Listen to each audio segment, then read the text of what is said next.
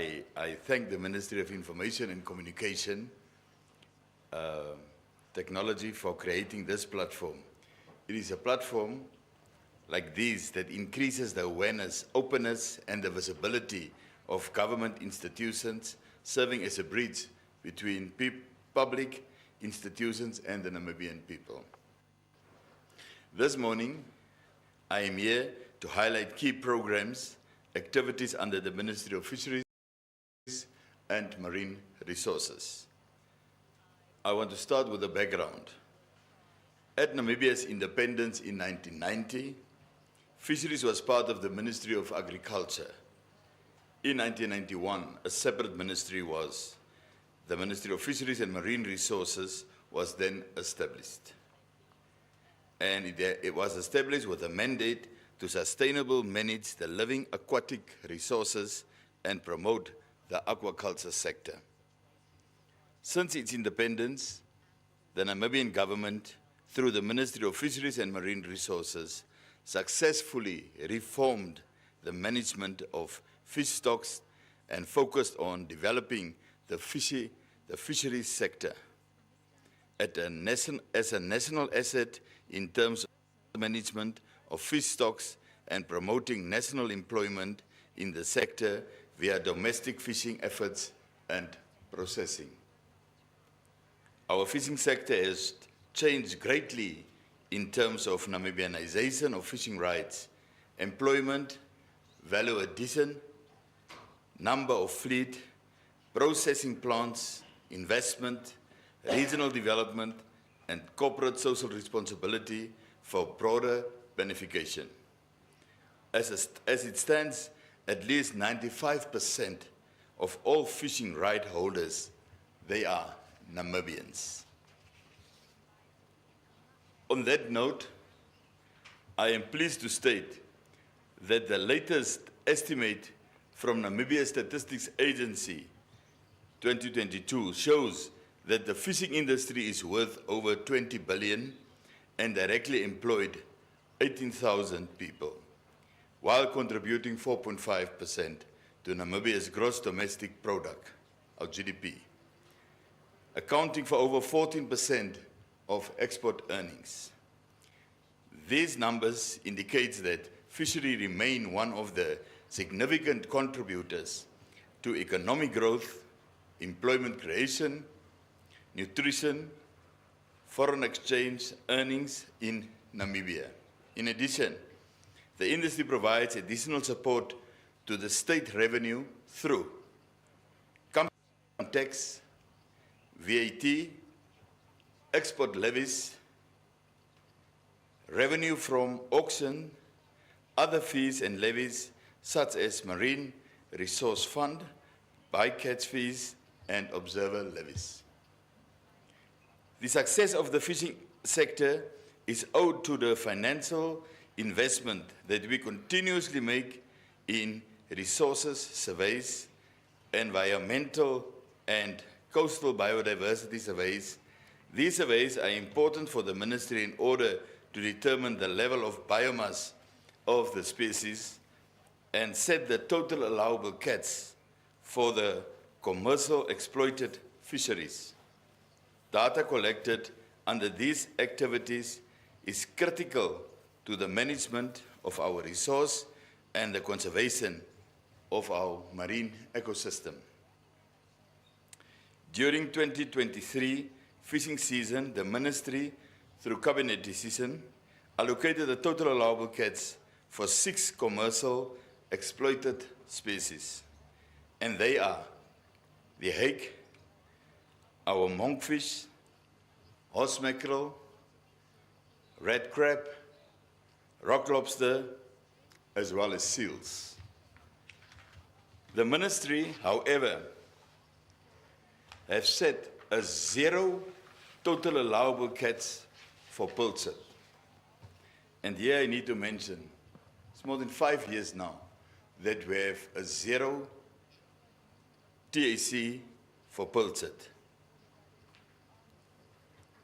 The acoustic surveys was conducted in March 2023.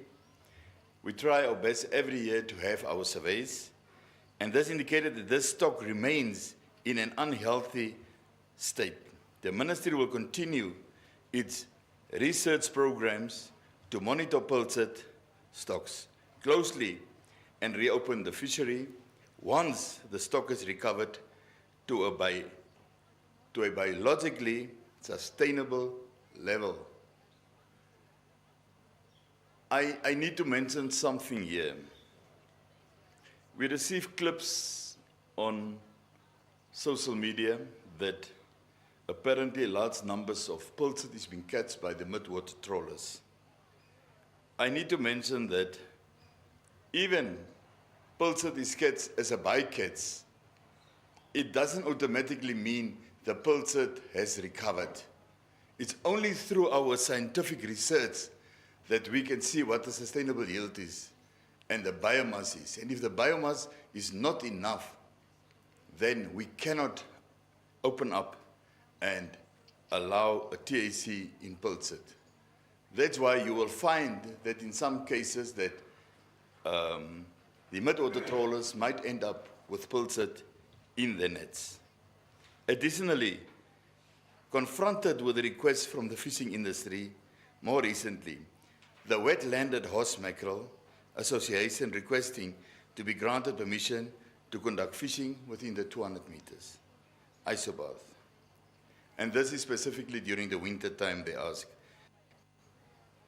But as we know that we don't allow trawling inside in the 200 meters. So a lot of consultation went out between us and the industry, especially the wet-landed. In 2022, they basically landed no horse mackerel. It was very tough, and as a caring government, we need to listen to our people. And that's why we went to Cabinet to discuss the matter very extensively in Cabinet. And I need to mention that the Ministry of Fisheries and Marine Resources did experiments on horse mackerel before with the industry. The last one was held almost 13 years ago. That's why we felt it's time again that we conduct a survey and an experiment inside in the 200 meter with some industry players. It's currently ongoing, and I need to mention that this is what we decided was we're going to do it 3 months in the winter and 3 months in the summer. And this will be over 2 years so that we can see what is the results. This is on the experiment. The 200 meter isobar restriction on trawling and long lining is one of several management and control measures enforced in Namibia to regulate our fishing activities. Now allow me to move to the second part of the mandate, which is to promote the aquaculture sector. As a follow-up on this mandate, the Ministry has established 8 operational fish farm centers, and they are the Hardap Aquaculture and Inland Fisheries Center in the Hardap region, Leonardville Fish Farm, that is in Omaheko region, Fonteinkie Fish Farm, that is in Karas region, Onavivi Inland Aquaculture Center in Omasati region, Okodiva Aquaculture and Inland Fisheries Center in Oshana region, Pungu Demonstration Fish Farm in Kavango West region, Kamuchonga Inland Fisheries Institute in the Kavango East region, and Zambezi Aquaculture and Inland Fisheries Center in the Zambezi region. These centers have responsibilities of promoting fish farming by providing the following extension services countrywide: site inspection and assessment, fingerling seeding and distribution, water quality monitoring and sampling, fish health monitoring and disease control, quality assurance for aquaculture products. These services are aimed to boost aquaculture development in the country. To date, the ministry supports around 150 small-scale fish farmers. I am pleased to note that through these centers, The Onavivi Center, to be specific, the ministry managed to donate 2.5 tons of freshwater fish to the flood-affected communities of Omosati, Oshana, and Oangwena regions in March this year through the Office of the Prime Minister. On inland fisheries in Namibia covers an area of 1 million hectares in total and contribute 126 million Namibian dollars to the GDP in 2022, while supporting 250,000 riparian communities in northern Namibia. Rural communities in the northern regions derives food, income, and informal employment from inland wild fish resources. These numbers demonstrate that we have stepped up and made essential contributions to the people of this country through inland and marine fisheries in order to ensure sustainability and production of our inland and marine fisheries resources. The ministry conducts regular fisheries patrols along and on water bodies within the national jurisdiction, as well as to make use of electronic means to monitor adherence to fishing restrictions in particular areas. These activities are undertaken under our control. Monitoring and surveillance programs aimed to deter, curb, and eliminate illegal, unreported, and unregulated fishing, IUU. Now, these activities resulting in fines for offenders found to be violating the fisheries legislation. IUU fishing in Namibia, exclusive economic zone, is of serious and increasing concern as IUU fishing undermines efforts to conserve and manage fish stocks in all capture fisheries. The ministry will continue to strengthen its management and control measures to curb and eliminate IUU. IUU fishing through collaboration with the fishing industry and our neighboring states. During the current fiscal year, the ministry carried out 9 sea patrol missions and 688 patrols along the coast. The ministry further carried 35 aerial surveillance missions, 39 river patrol, and 453 patrols on land along the inland water bodies. Additionally, the ministry, in collaboration with the Ministry of Labour, Industrial Relations and Employment Creation, is implementing the government employment redressing program to support and maintain permanent employment with the fishing sector. To date, about 1,220 workers are employed under this program. In order to ensure that the ministry and the fishing industry are working towards a common goal, the ministry conducts annual industry consultations. And here, the ministry, we discuss pertinent issues affecting the sector and reach consensus for sustainable fisheries management. I'm delighted to observe that the fishing companies continue to contribute towards corporate social responsibilities. Most of the donations are directed towards educational programs, community uplifting programs, like drilling of boreholes for the communities, food donations, sport activities, the construction of classrooms, and the provision of medical supply. Since I took office, I was very vigorously attempting that companies need to come to the table on this corporate social responsibility efforts. And that's why it's really very good for the ministry, and we feel that some companies are really come to the table on this. Others, some are really not doing it, but most companies are coming. And if you can see, if you do one borehole a lot of people can benefit through that borehole. If you build a classroom, imagine how many feet can go through that classroom. I would like to mention that our hake fishery has been certified by the Marine Stewardship Council, MSC, and making this the second such fishery to be certified in Africa, after the South African hake. This certification is proof that Namibia fisheries are managed sustainably.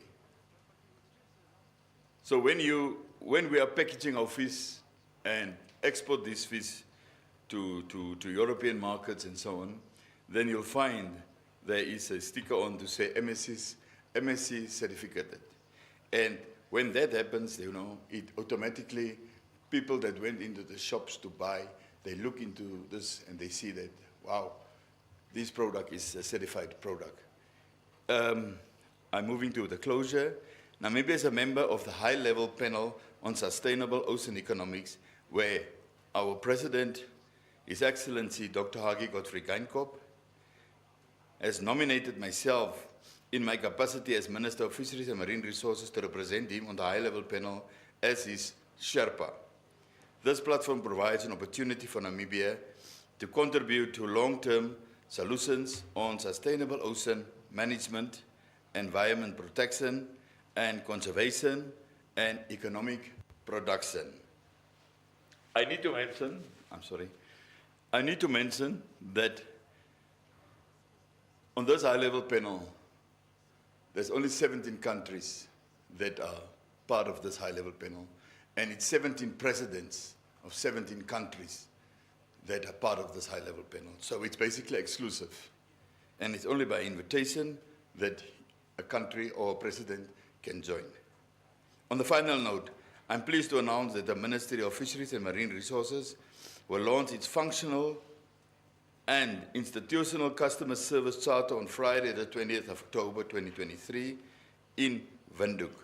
With this launch, we are renewing our social contract with the Namibian people and demonstrating that our commitment lies with the people, and our sole objective is to serve them to the best of our ability. With me, I've come with my executive director and my team of managers, because now we are going to allow the media to ask us some questions, and if it's very much technical of nature, they are here to support me so that we can get the correct information out to the nation. I thank you very much. Thank you, Honorable.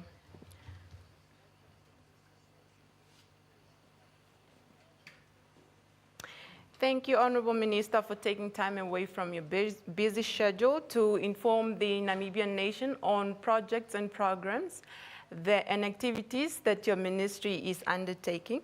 I'm sure if I have to speak on behalf of the Namibian nation, it's highly, very appreciated. Now, we have the media in the house.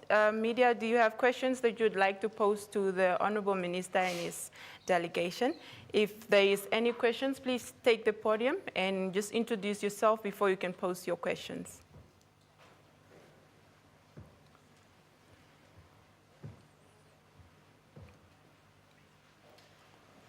Good morning. My name is Esther Mbatera, representing the Namibian newspaper as a freelance journalist. Good morning. I have 3 questions.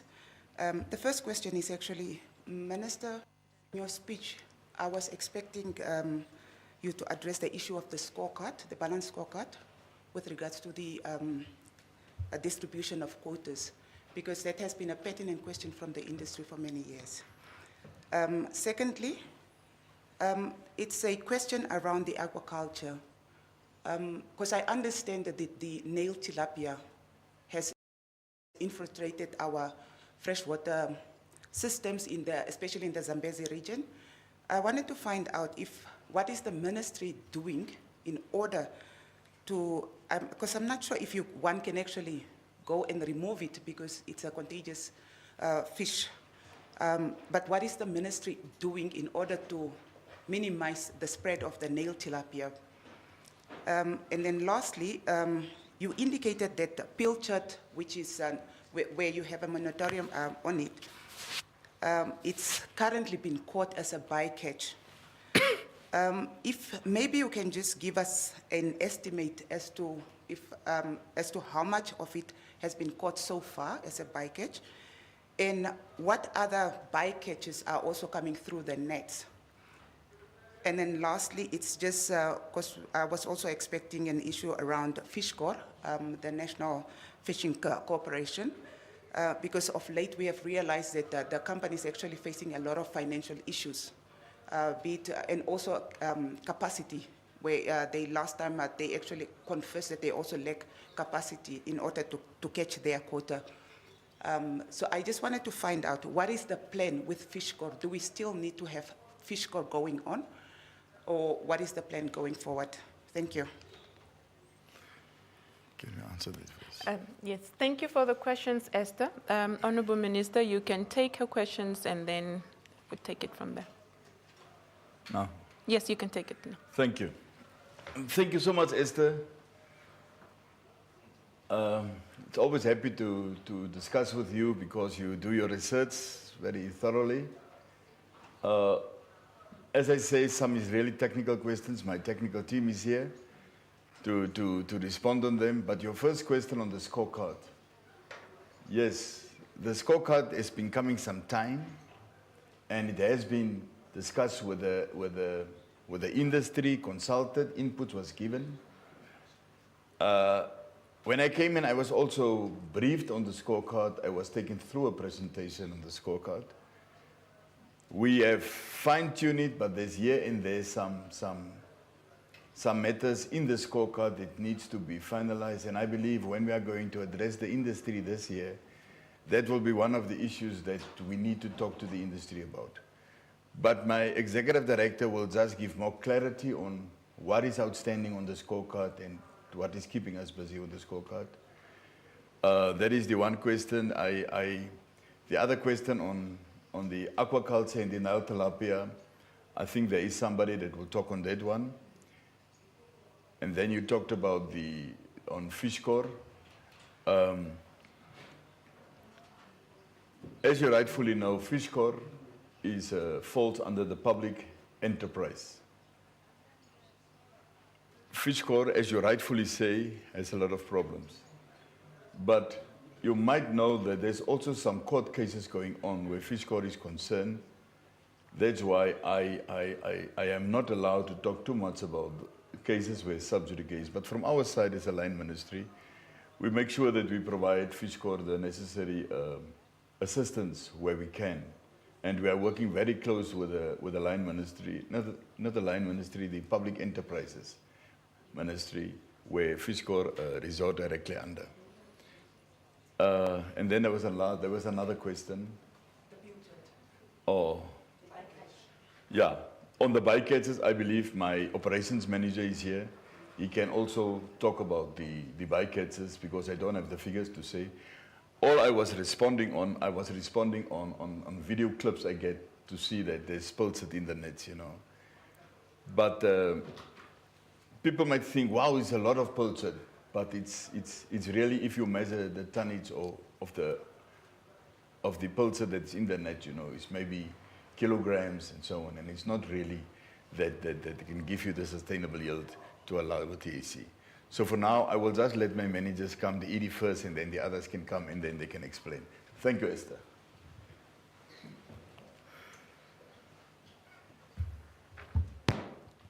Thank you, Honourable Minister. I will start with the question on the scorecard. In addition to what the Minister said, what was really lacking, the criteria were set and agreed upon already with the industry. What has been outstanding so far is the weight to attach to each criteria. As a ministry, we have developed the weight, and that's what the Minister said was presented to him. The next action we're going to take is to engage the industry because we need to bring it to their attention and also agree with them that is the right weight to attach to each criteria. We are hopeful that this activity will be finalized within the course of the current financial year. Thank you. On the Nile tilapia, I will give opportunity to Mr. Hamkwaya, the Acting Director of Aquaculture, to answer that question. Minister have answered on FishCorp. On the On the bike, unfortunately, we don't have the data here, but we are able to provide. We are able to provide the amount and the different species that are caught as bycatches later on. Thank you. Mr. Mkwaya? Thank you, Edie. Mr. Mkwaya, you take the podium.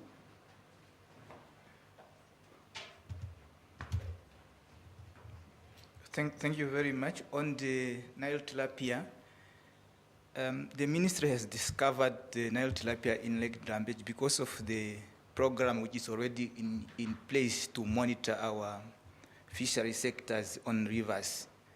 Once we discover a Nile tilapia in our system, the first thing we did is to contact with Ministry of Environment because it's in a wild. It's not on a fish farm. And the Ministry of Environment is the custodian of the entire environment. What we do for us to be able to try to confine that Nile tilapia in that area where it was brought in illegal because we did not issue any import permit of that species as a ministry or as a government, but somebody sneaked in that Nile tilapia. For us, as a ministry or as a government, Ministry of Fisheries and Environment, we are just trying to contain the spread of that species for not moving, for example, fishing net from that area to other area.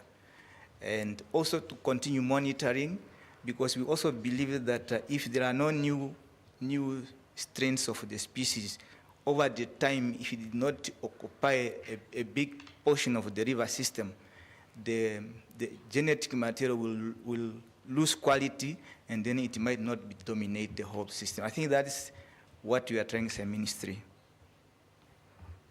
Thank you. Thank you. Yes, you may take the podium, ma'am. Please introduce yourself and what institution, if you're freelancing. Yeah, and then you can post your questions briefly.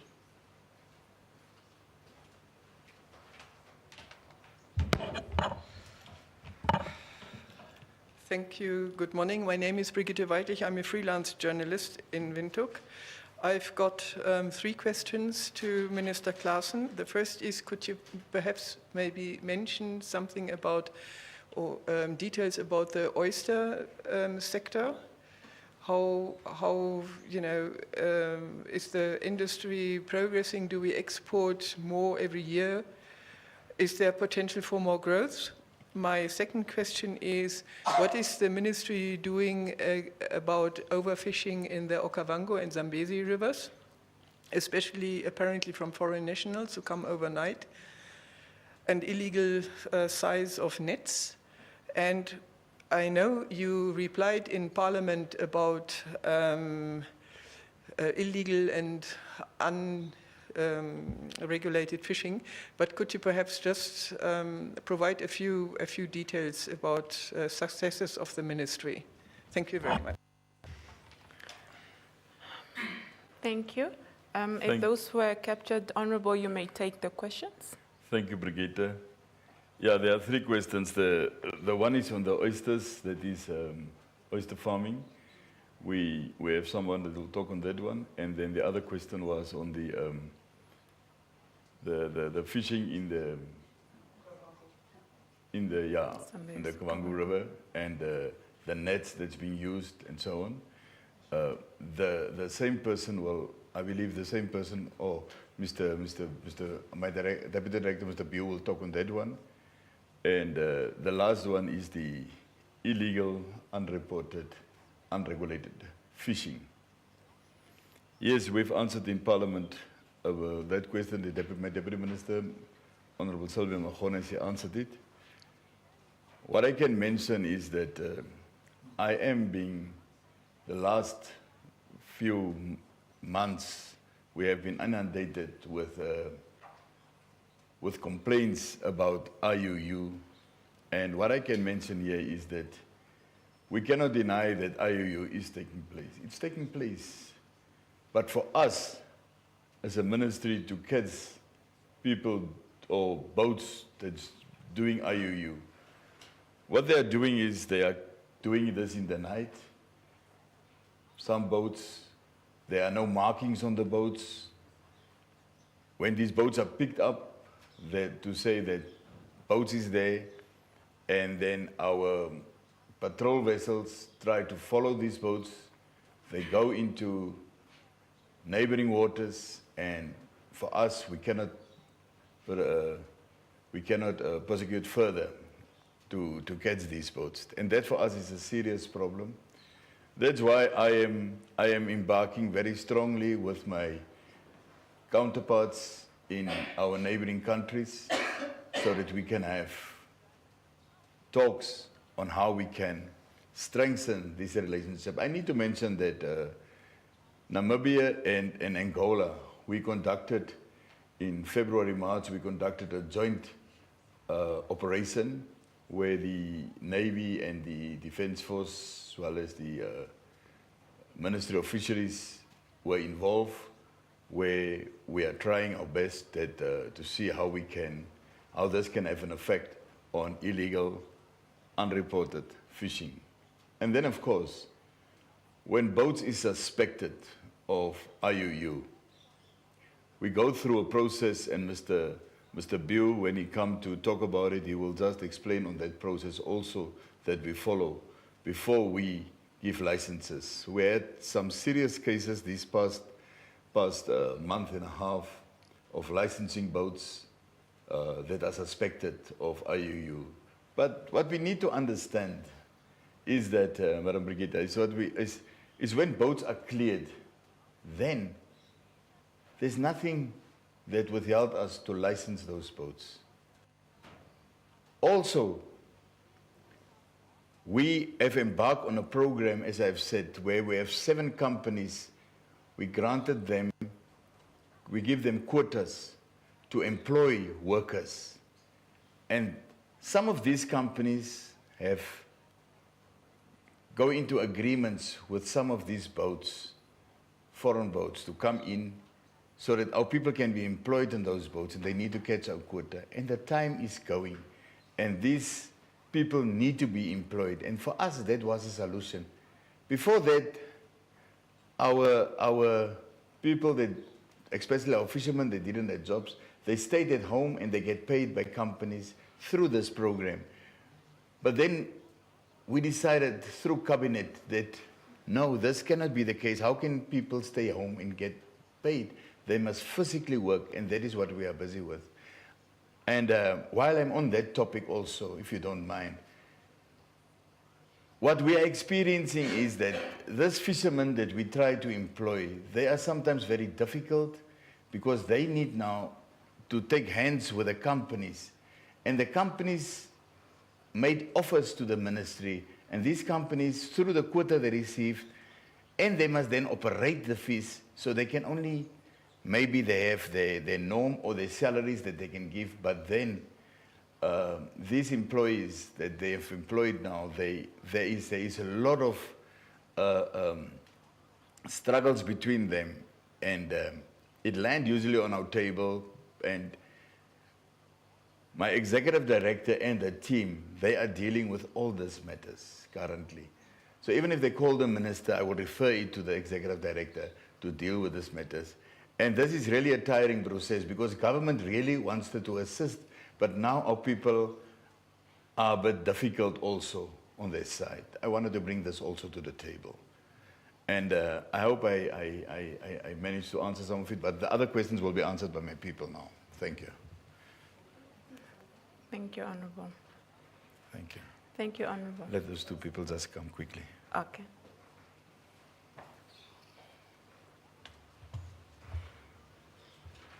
Thank you very much. On the question on oysters, I think before I go to oysters, I must give you the production of mariculture, because oyster is falling in that category. For 2021, the production for mariculture was about 405 tons, of which 8% of that is actually made of oyster production. In 2022, the production was 474. And again, about 8% of that, it was made of oysters. Oysters and abalones, which are mainly produced under mariculture, they are not really consumed locally, but from 70 to 8% of that production goes to the export market, mainly China, Hong Kong, and South Africa. That demonstrates, for now we have about 5 oyster farmers, and we also have 1 hatchery for oysters in Swakopmund. The farmers are in Swakopmund, Walvis Bay, and Rodred. So they are kindly increasing, because I think 2018 there were 6 and they dropped to 4 or 3 because of what happened in 2018 in the sector. But as of now, they are about 5. There are 5, and there are other people who are also interested to enter the sector. So that demonstrates that there is any potential for not only for oysters, but I think for abalone and the other marine fish species. Thank you. Thank you so much. Question IUU, Sorry, Honorable. illegal fishing. Okay, illegal fishing. Gentlemen, please just introduce yourself. Thank you very much. Morning Honorable. My name is Bo Shido. I'm the Deputy Director for Operations, Monitoring, Control and Surveillance. First, let me just add on what the Honorable said with regard to our control and management of foreign vessels. Namibia is a party to many international conventions, which of one is the UN Convention on Laws of the Sea. Part of that is an agreement on port state measures, and it is required of all states to take full responsibility for the activities of fishing in their waters, and so therefore also the entry of foreign vessels. We require every vessel that comes to Namibia to request for an advanced entry request, and that allows us to assess the vessels in terms of their credibility, and that's what we do for all the vessels that comes into our water. Without that, we cannot issue a license. With regard to fishing within the Kavango River, particularly with regard to foreign nationals, I think we must admit here that the river is a shared river or water body. Therefore, our control, our jurisdiction is limited to the half of the river. Therefore, the other half is what we rely heavily on our cooperation with our neighbors, as the Minister indicated. And we engage our neighbors quite frequently on a number of issues. We have to harmonize our laws in that regard to ensure that we enforce the same measures to our citizens. We will continue to do that as we see forward now, and we are looking at how best we can both be present at the same time to minimize the fact that Namibia is enforcing limitation to its citizens while the other citizens are actually not being controlled, which is a very big problem in that particular area. We have confiscated in the last 6 months over 1,000 nets, illegal nets in the whole of our systems. This includes Zambezi region. We have confiscated over 2 tons of illegal fish in the same areas as well. So we consider our system to be effective to that degree. But we do recognize there's a need for more improvement, and with our collaborations with our neighbors, we foresee a better future. Thank you. Thank you very much. I believe all the questions were answered. Do we have any more questions from the media present? Okay, please take the podium.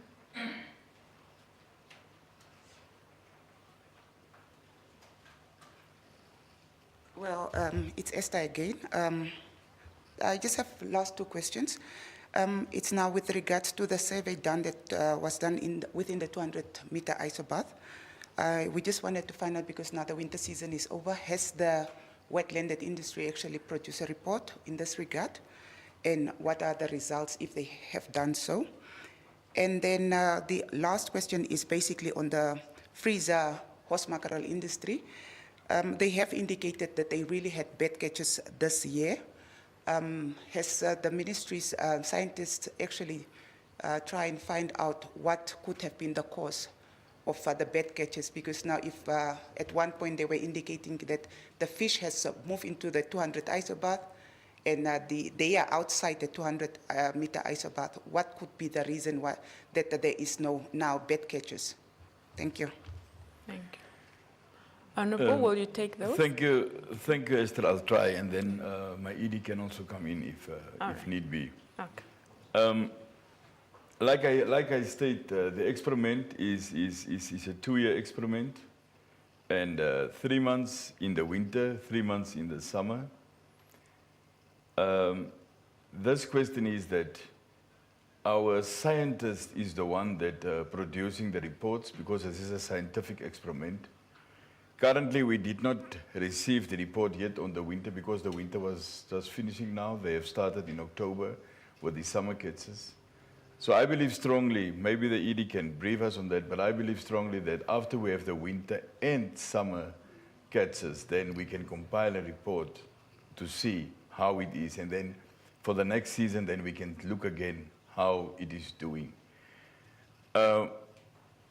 On the freezer vessels, you know, the wet in the freezer, it's different methods that's been using to catch. And where the fish is going, I recently visited Portugal, and they have a science lab, and they have scientific ways of monitoring the fish. And we have learned about this. We are in the process of embarking maybe in a cooperation agreement with Portugal as a country, and especially on fisheries and marine resources. And one of the areas that we want to embark on is science, and to look during winter times that, you know, we have these different patterns nowadays of climate, you know. Waters get colder, fish disappear. Where are they going? You know, like our pilchard. Where is our pilchard? You know, is it overcaught, or do they move somewhere else? So this experiment, this relationship we want to embark upon, you know, because what they do is they put sensors in the water, and the sensors, it stays up to 10 to 15 years in the water, and that is how they monitor. So by virtue of that, then we can see what is happening, you know. Like I said, there's a difference between freezer and wet vessels. You know, freezers, they are dragging the nets, you know, and usually, even if the wet don't catch, you know, the freezers, they caught fish, you know. But of course, I must acknowledge, usually they stayed out 12 to 15 days at sea. But during the winter times, they stay out easily up to 25 days at sea. And the cost involved is just exponential, especially with diesel prices going up, you know. And the longer they stay, more food is needed for the fishermen, and a lot of other expenses that they occur. So it's very costly for them to stay longer on sea. But we are going to engage with the freezer also, you know. And I believe strongly that during this time of the year, the fish is coming back, and fishing is better. I don't have the figures now, but I believe my people can provide me with figures, and we are more than welcome, Esther. As you are a friend of the Ministry of Fisheries, you are more than welcome to join us, and let's have in-depth discussions. I know you are very interesting in this sector because you are from Walvis Bay. I hope I've answered those two questions, Esther. Okay. Thank you. All right. All right, I believe all questions were answered, and I see no more indication from the media on further questions. So in absence of any further questions, that is all the time we had for today's discussion. Honorable Minister, we thank you very much and your delegation for taking time away from your busy schedule to come and, you know, enlighten the Namibian nation on the programs, projects, and activities that your ministry is undertaking. We really highly appreciate that once again. All right, Namibia, that is all the time we had for today's discussion. Please follow us on our social media platforms and be part of the discussion. From all of us here in the GIC, until next time, goodbye.